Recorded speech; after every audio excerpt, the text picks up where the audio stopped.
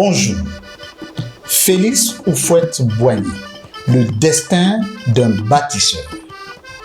Imaginez, nous sommes au début du XXe siècle, dans un village paisible du centre de la Côte d'Ivoire, Yamoussoukro.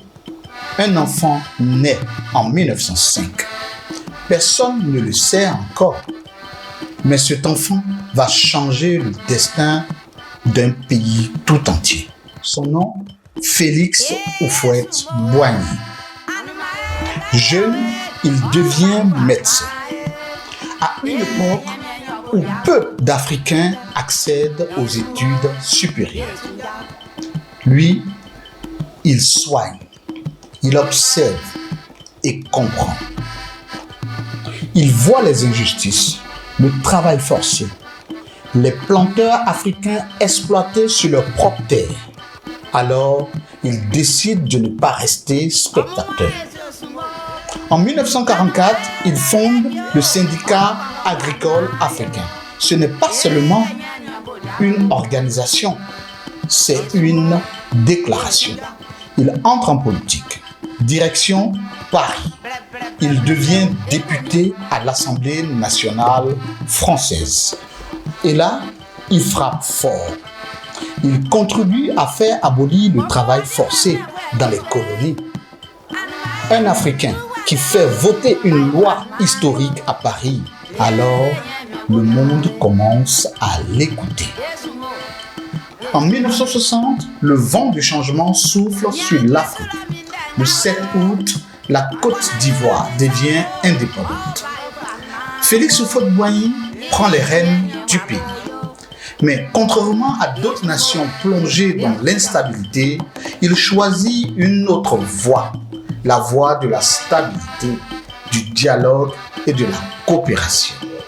Son obsession, développer l'économie, cacao, café, infrastructures, écoles, routes, et peu à peu, le pays décolle. On parle alors du miracle ivoirien. Abidjan devient l'une des capitales économiques les plus dynamiques d'Afrique de l'Ouest. Félix Houphouët-Boigny est appelé désormais le Vieux ou encore le Sage d'Afrique. Sa phrase résonne encore aujourd'hui.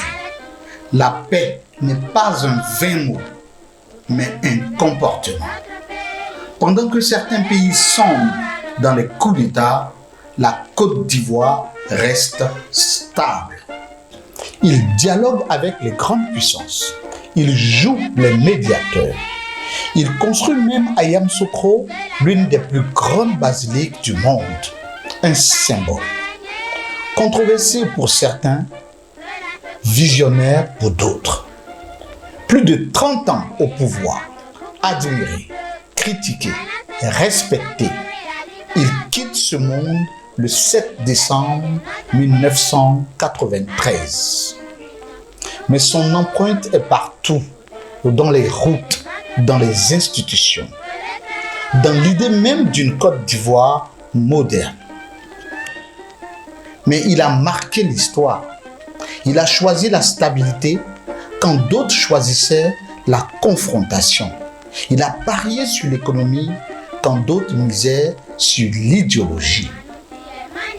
Son héritage continue d'alimenter les débats. Mais une chose est certaine, on ne peut raconter l'histoire de la Côte d'Ivoire sans raconter l'histoire de Félix Houphouët-Boigny. Merci encore de nous avoir suivis. On se dit rendez-vous pour un prochain numéro de Black Diamond.